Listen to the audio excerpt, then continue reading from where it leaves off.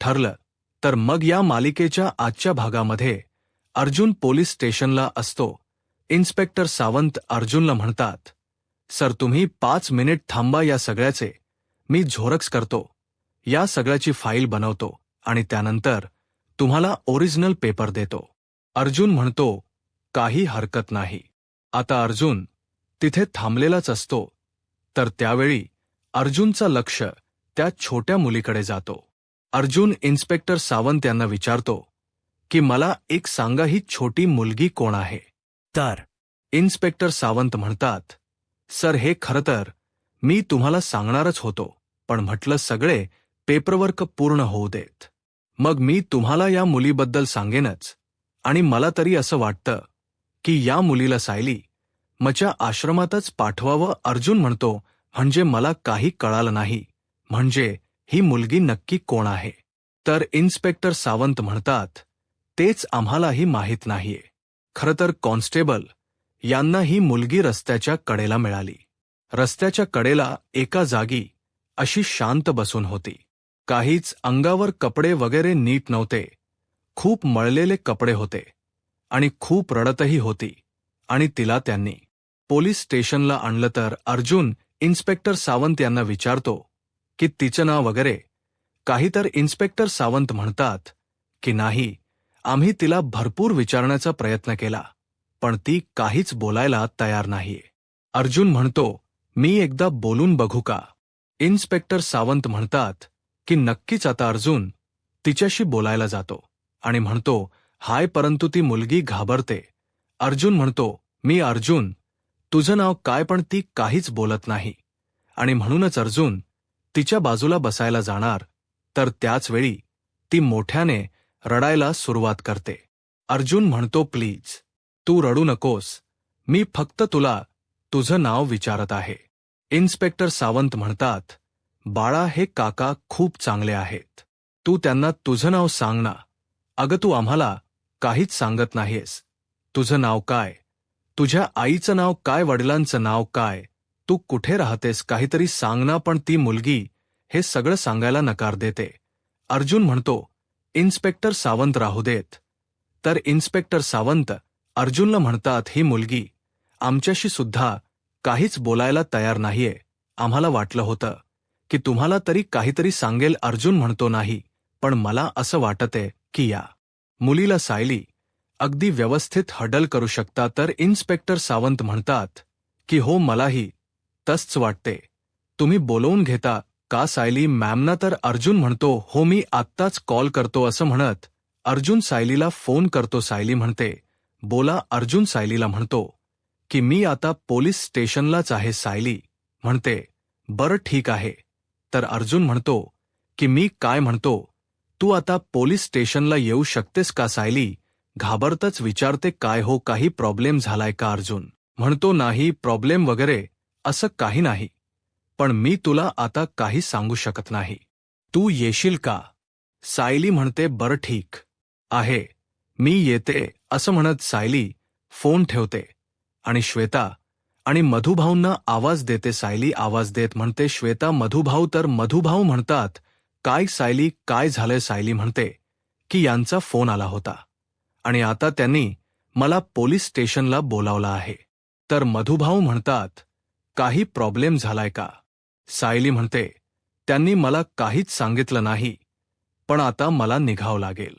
मधुभाऊ म्हणतात, काही हरकत नाही, परंतु सावकाश जा. आता सायली निघालेलीच असते.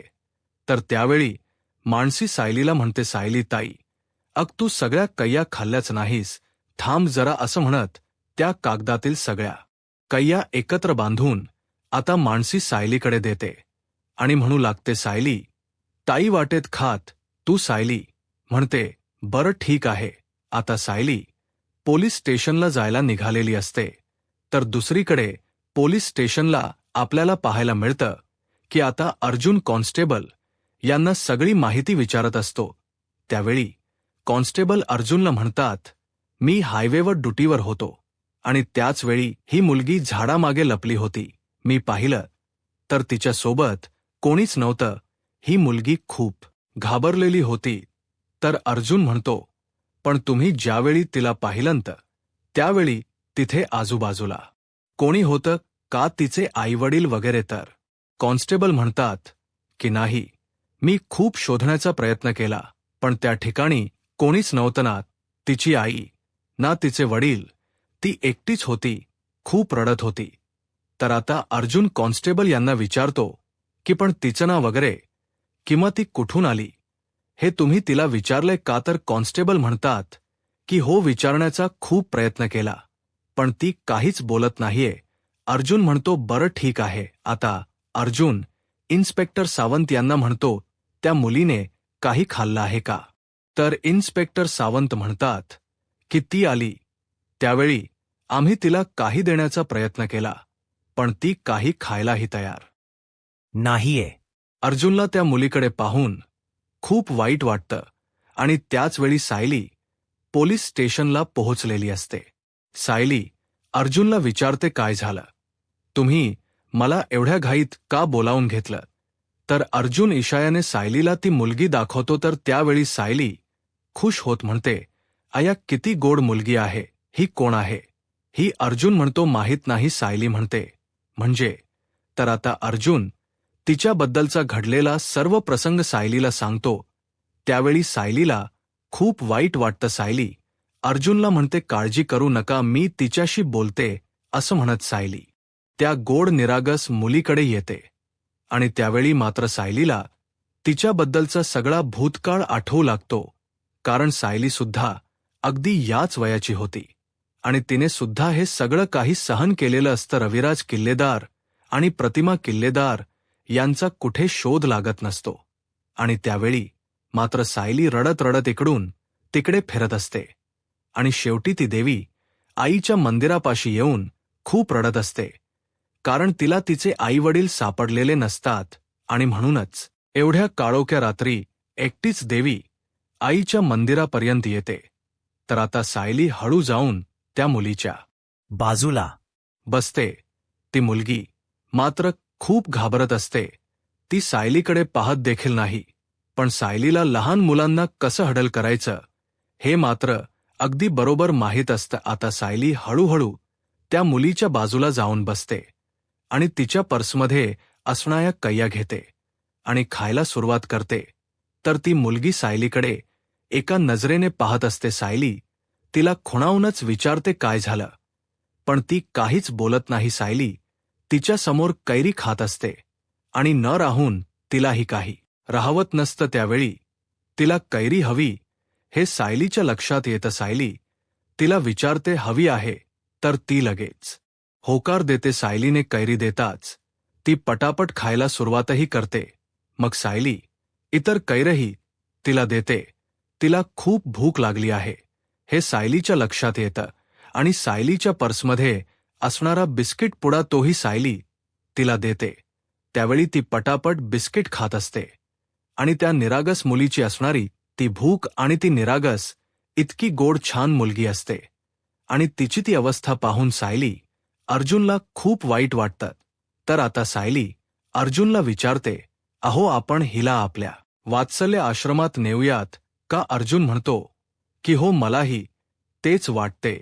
खरं तर इन्स्पेक्टर सावंत म्हणालेत की पेपर वर्क पूर्ण झाल्यानंतर तुम्ही हिला तुमच्या आश्रमात घेऊन जा. ते स्वतःच मला म्हणालेत की या मुलीला आश्रयाची गरज आहे, त्यामुळे तुम्ही तिला घेऊन जा. तर आता सायली खुश होते आणि त्या छोट्याशा निरागस मुलीला विचारते की तू माझ्यासोबत येशील ना, माझ्या घरी येशील? आमच्या इथे खूप छोटी छोटी मुलं आहेत आणि खूप खाऊ सुद्धा भेटतो, मग तू येशील ना? तर ती लगेच होकार देते. अगदी विश्वासाने ती सायलीचा हात हातात पकडत सायली सोबत जायलाही तयार होते आणि ज्या विश्वासाने सायलीचा हात तिने पकडलेला असतो, सायलीला सुद्धा खूप आनंद वाटत असतो. सायली आनंदानेच अर्जुनकडे पाहते. आता अर्जुनही खूप खुश असतो आणि सायली आणि अर्जुन आता त्या छोट्या निरागस मुलीला आश्रमात घेऊन निघालेले असतात. तर दुसरीकडे पाहायला मिळतं नागराज ज्या पोलिसांशी बोललेला असतो तेच इन्स्पेक्टर साहेब आता सचिन आणि राकेशला भेटण्यासाठी आलेले असतात. आता सचिन त्यांना इतके काही पैसे देतो की ते पैसे पाहून ते इन्स्पेक्टर साहेब खूप खुश होतात आणि म्हणू लागतात, थँक्यू दीक्षित साहेब.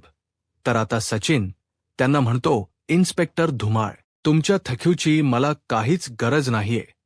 मी जे तुम्हाला काम सांगितलं होतं ते झालं की नाही इतकं मला सांगा. तर त्यावेळी इन्स्पेक्टर धुमाळ त्यांनी आणलेली कॉफी आता सचिनकडे देतात आणि म्हणतात, ही घ्या तुम्ही मागितलेल्या डॉक्युमेंटची कॉफी. आता तो डॉक्युमेंट सचिन पाहतो आणि त्यानंतर राकेशकडेही देतो. राकेश आणि सचिन आणि इन्स्पेक्टर धुमाळ यांच्यामध्ये चर्चा होते. तर त्यानंतर सचिन त्यांचं कौतुक करत म्हणतो, good good job inspector Dhumal. खरंतर तुम्ही आता जी आम्हाला कॉफी दिली आहे त्यामुळेच तो नातेवाईक जेन्युअल आहे हे कळायला काही आता जास्त वेळ लागणार नाही आणि आता सहजपणे त्याच्यावर विश्वासही ठेवला जाऊ शकतो. आता हा पुरावाच पुरेसा आहे, परंतु हा पुरावा खोटा आहे हे फक्त आपल्याला माहीत आहे. तर इन्स्पेक्टर धुमाळ सचिनला म्हणतात, तुम्ही त्या मुलीबद्दल बाकी काही माहिती मला सांगणार होता ना. तर आता सचिन म्हणतो की हो, आमच्या आश्रमातील सोर्सेसकडून आम्हाला कळालं आहे की ती मुलगी. असं म्हणत सचिन आता त्या मुलीची संपूर्ण माहिती इन्स्पेक्टर धुमाळ यांना देत असतो आणि त्यानंतर त्या मुलीचा फोटोही दाखवतो आणि ती सगळी माहिती इन्स्पेक्टर धुमाळ यांनी ऐकून घेतलेली असते आणि पुढे काय करायचं याचा आता नियोजन सुरू असतं. तर दुसरीकडे आश्रमात आपल्याला पाहायला मिळतं सायली आणि अर्जुन त्या छोट्या निरागस मुलीला घेऊन आश्रमात पोहोचलेले असतात. आता सायली आश्रमात येताच मधुभाऊ म्हणतात, ये ये सायली ये. आणि काय घेत तुझ्यासोबत गोड बाहुली कोण आहे. तर त्या छोट्या मुलीला पाहून आश्रमातील सर्व मुलं खुश होतात आणि तिला पुढे बोलावत असतात. पण ती मुलगी घाबरते आणि सायलीच्या मागे जाऊन लपते. सायली तिला सावरते आणि म्हणते, बाळा घाबरू नकोस, अग ही सगळी जण आपलीच माणसं आहेत, हे तुझेच ताई दादा आहेत आणि हो अजिबात घाबरायचं नाही. असं म्हणत सायली तिला आश्रमात घेऊन येते आणि म्हणू लागते, बाळा हे बघ तुझे ताई दादा, त्यामुळे आता तुला यांच्यातील कोणाशी बोलावंसं वाटतं ना त्यांच्याशी तू बोलायचं. तर आता सर्वच मुलं आता त्या छोट्या मुलीला म्हणतात, माझ्याशी बोल माझ्याशी बोल. आता मात्र ती पुन्हा एकदा घाबरते आणि सायलीच्या मागे लपते. सायली म्हणते, अजिबात घाबरू नको, तुला ज्यांच्याशी बोलायचं आहे ना त्यांच्याशी बोल आणि ज्यांच्याशी नाही बोलायचंय त्यांच्याशी अजिबातच बोलू नको. तर आता आश्रमातील सगळीच मुलं तिच्याकडे पाहू लागतात. तर त्यानंतर आता चैतन्यही तिथे असतो. तर सायली चैतन्यला म्हणते, चैतन्य भाऊजी, तुम्ही इथे असाल असं वाटलं नव्हतं. तुम्हा दोघांचं काही बाहेर जायचं एकत्रच ठरलंय का? थांबा, मी तुमच्यासाठी चहा घेऊन येते. तर त्यावेळी कुसुमताई पुढे येतात आणि म्हणतात, थांबा थांबा, तुम्ही काहीही करणार नाहीयेत, तुम्ही फक्त इथे बसणार आहात. असं म्हणत कुसुमताई आता सायलीला खुर्चीवर बसवतात आणि म्हणू लागतात, मॅडम तुमच्यासाठी चहा मी घेऊन येणार आहे. आता मॅडम हा शब्द ऐकल्यानंतर सायली कुसुमताईंना म्हणते, मॅडम. तर श्वेता म्हणते, हो हो मॅडम, आजपासून तुम्ही आमच्या मॅडम आणि आता तुम्ही इथेच बसा, हेच तुमचं सिंहासन आहे. तर सायली म्हणते, सिंहासन आणि सिंहासन कशासाठी, मी काही राणी वगैरे आहे का. तर आता मानसी म्हणते, हो सायली मॅडम, तुम्ही तर या आश्रमाच्या राणीच आहात. आता सायलीला मात्र काहीच कळत नसतं. सायली विचारते, हे सगळं काही काय चालू आहे, कोणी काहीच बोलत नाही आणि म्हणूनच सायली चैतन्याला विचारते, चैतन्य भाऊजी, हे सगळं काही चालू आहे, तुम्हाला याबद्दल काही माहीत आहे का.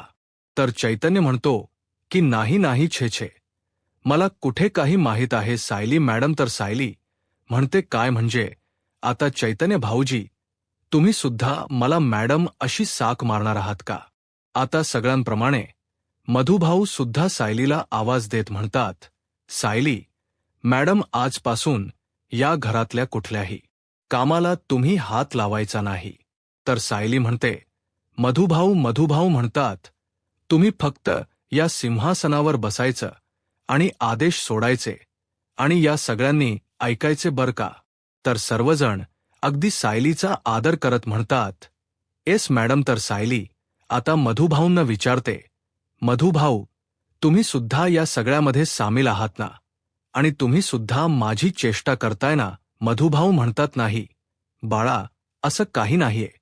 तर त्यावेळी चैतन्य मधुभाऊंना म्हणतो की मधुभाऊ चला. तर त्यावेळी अर्जुन सायलीला म्हणतो, "सायली मॅडम, तुम्ही इथे या." अर्जुन असं बोलतात सायली अर्जुनला म्हणते, "म्हणजे आता तुम्ही पण या सगळ्यामध्ये सामील आहात ना?" अर्जुन म्हणतो, "कळेल, सगळं काही कळेल." तर सायली म्हणते, "मधुभाऊ, हे नक्की काय चालू आहे?"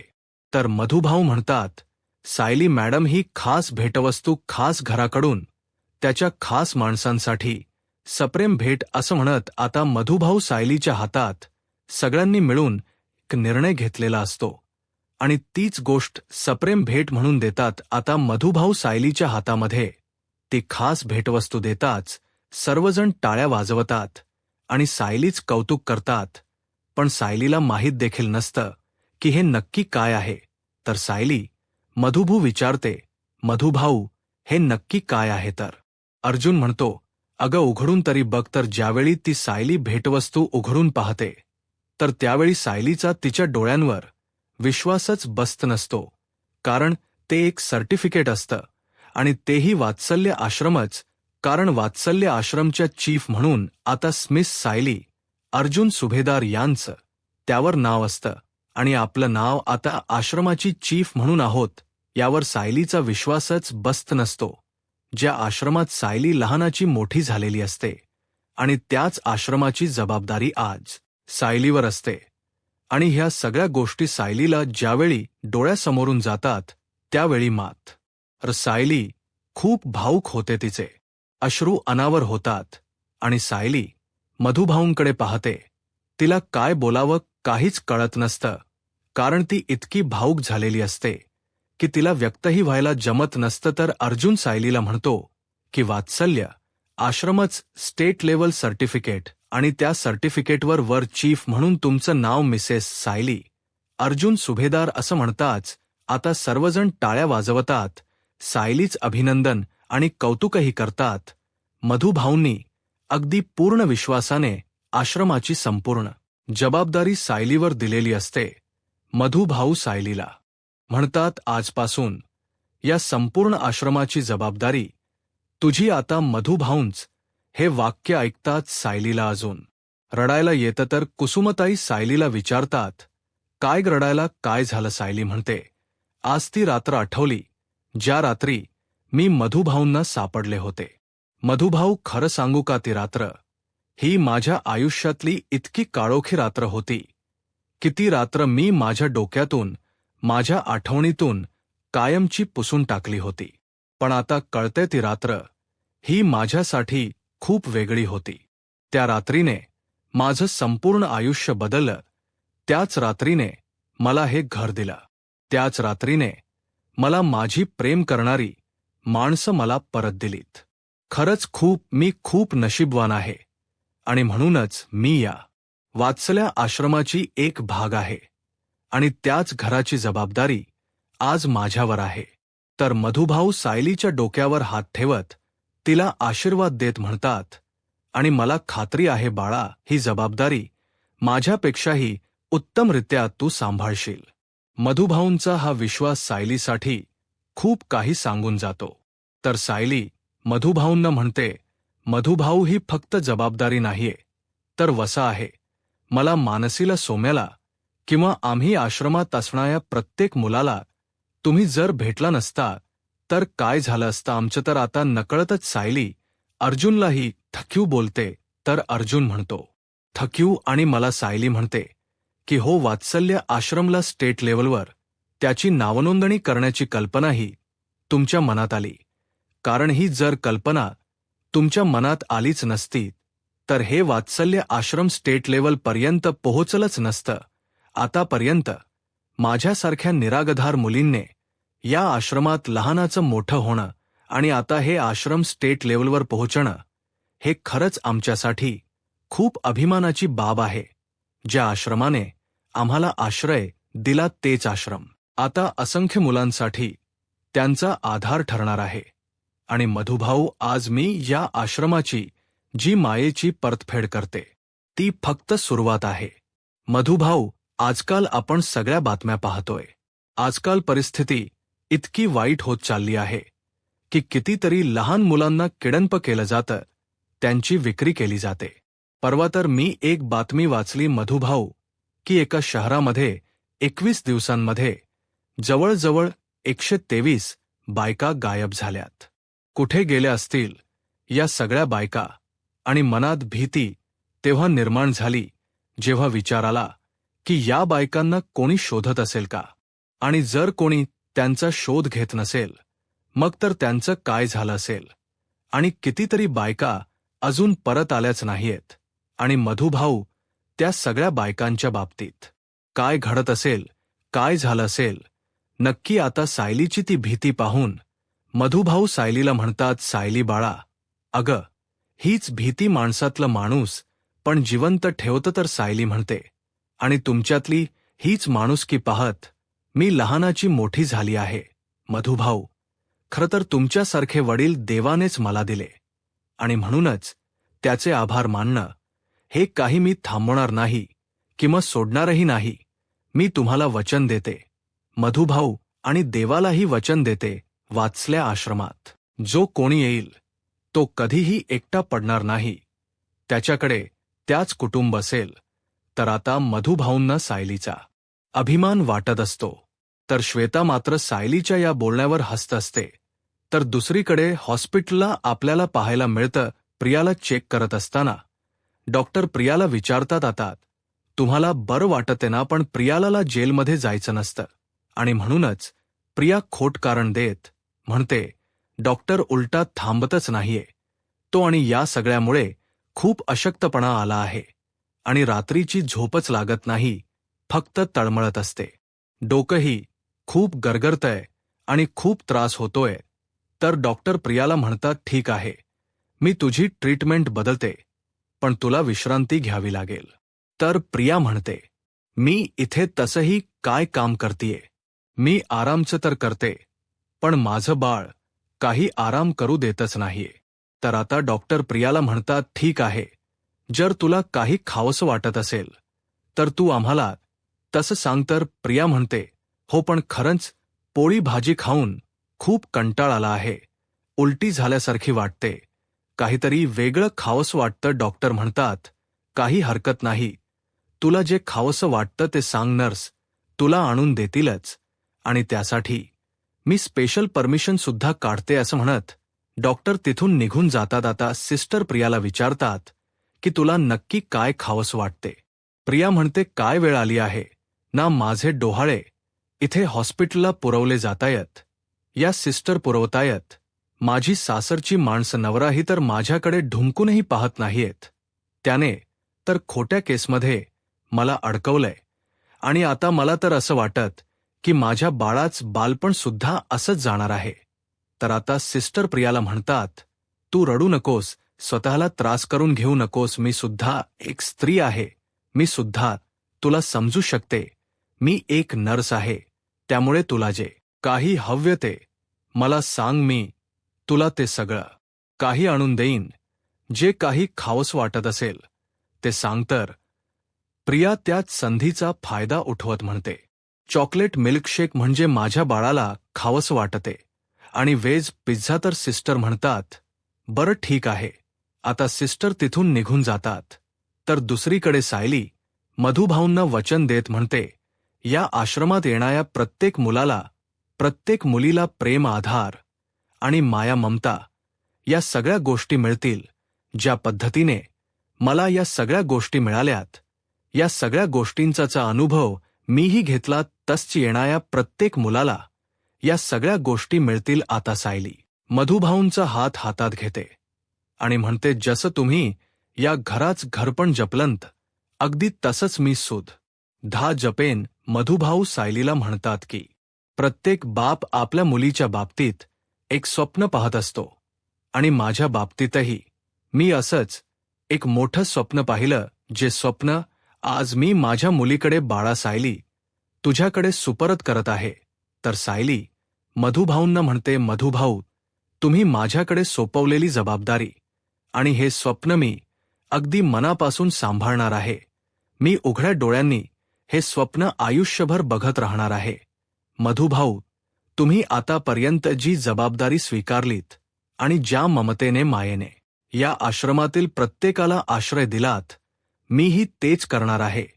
यापुढे आश्रमात येणारा प्रत्येक व्यक्ती, प्रत्येक मूल, त्याला हे घर आपलं वाटेल. हे वात्सल्य आश्रम म्हणजे त्याचं हक्काचं घर असेल. मधुभाऊंना अगोदरपासूनच सायलीचा अभिमान असतो आणि आता तो अभिमान इतक्या पटीने वाढलेला असतो की मधुभाऊ सायलीला म्हणतात, बाळा, मला तुझा किती अभिमान वाटतोय हे मी शब्दात नाही व्यक्त करू शकत. तर सायली मधुभाऊंना म्हणते, मधुभाऊ, अहो, या सगळ्या मुलांसाठी तुम्ही तुमचं अख्खं आयुष्य वेचलं आणि यापुढे मीही तेच करणार. तर आता सायली त्या छोट्या मुलीकडे पाहत मधुभाऊंना म्हणते, आता हिलाच बघा ना. मधुभाऊ ही रस्त्याच्या कडेला एका झाडापाशी सापडली आहे. ही इतकी घाबरलेली आहे, हिच्यावर इतके आघात झालेले आहेत की अजूनही ती फारशी काही बोलतच नाहीये. ही इतकी घाबरली आहे की तिला जर आपण काही विचारलं तर ती काहीच बोलणार नाही, कारण तिच्या या बालमनावर इतके आघात झाले आहेत की ती पूर्णपणे घाबरून गेली आहे. पण मधुभाऊ, मला तुम्हीच सांगा की या वयात त्यांना शारीरिक आणि मानसिक सुरक्षा मिळणं हा त्यांचा हक्क नाही आहे का? तर मधुभाऊ म्हणतात, हो, नक्कीच आहे. तर सायली म्हणते, मग त्यासाठी कोणीतरी लढायला हवंच ना. यापुढे ही लढाई माझी. आता सायलीच. हे बोलणं ऐकल्यानंतर मधुभाऊंना सायलीचा अभिमान वाटत असतो.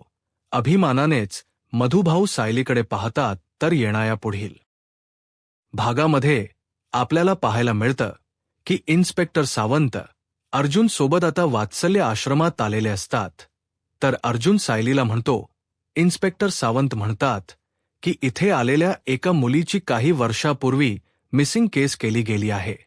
तर आता सायली त्यांना विचारते, कुठल्या मुलीबद्दल बोलताय तुम्ही? तर इन्स्पेक्टर सावंत म्हणतात, जी मुलगी पुण्याला राहत होती.